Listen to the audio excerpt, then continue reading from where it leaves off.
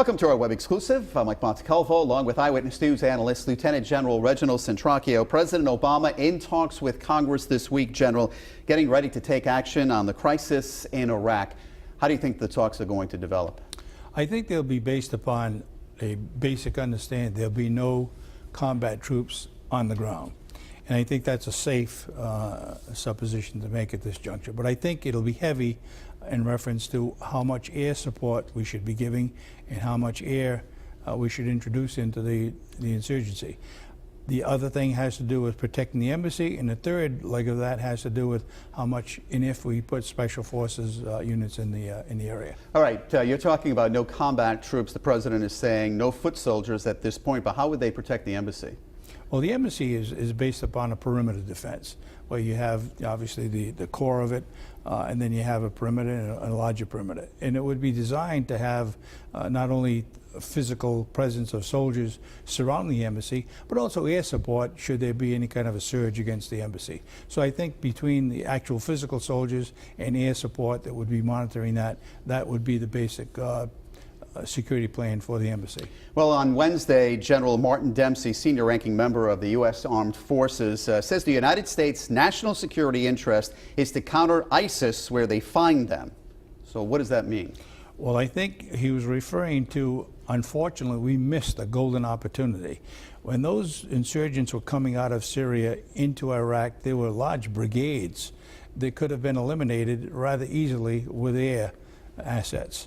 Unlike when they get into a city, then you have a problem distinguishing the insurgent from the civilian. And therefore comes the special forces and special ops people to be able to go into that scenario, to be able to identify them and take them out. You know, we've heard the Taliban, we heard Al-Qaeda, now we're hearing ISIS. That's kind of a radical splinter group of Al-Qaeda, right? Al-Qaeda doesn't really embrace it. It's a really extremely radical, very dangerous organization from within Al-Qaeda. But its intent is to create a area between Syria and Iraq, which would be the Islamic State of Syria and Iraq.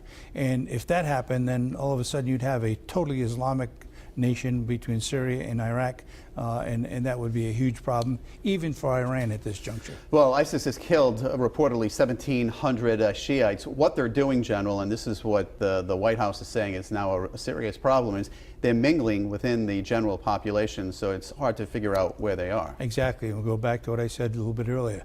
Where they were coming down from Syria in brigades and large formations, that would have been the ideal time to be able to bring in air and eliminate them. Once they get into the city, you have a tremendously hard time of being able to distinguish who the friend is and who the foe is. You know, it's hard to figure out that now Iran possibly wants to help out. 6 months ago, you and I were standing here, and there was talks about, you know, airstrikes against that country. Well, because Iran sees that eventually it'll be a problem for Iran.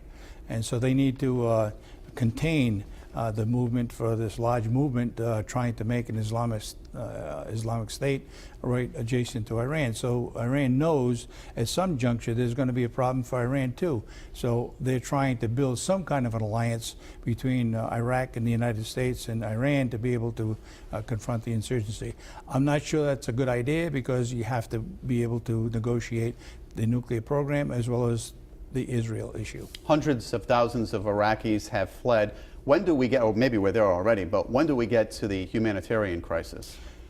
When you get to the point where they're totally saturated in those countries that they're fleeing to, or within the existing country of Iraq. You know, they're leaving Mosul, they're leaving the other cities that have been overrun. If they start to gather within Baghdad, or maybe right on the outskirts, that's a huge, huge problem that will undoubtedly turn into a humanitarian effort. And once again, every time we get involved in that kind of stuff, it will eventually go to a military conflict. And then quickly, General, in the next 7 to 10 days, do you see an airstrike coming here? I think you do. I think before we see an eventual takeover of Baghdad, you'll definitely see some intervention with air. All right, General Centracchio, as always, thank you for your thoughts, and thanks for watching.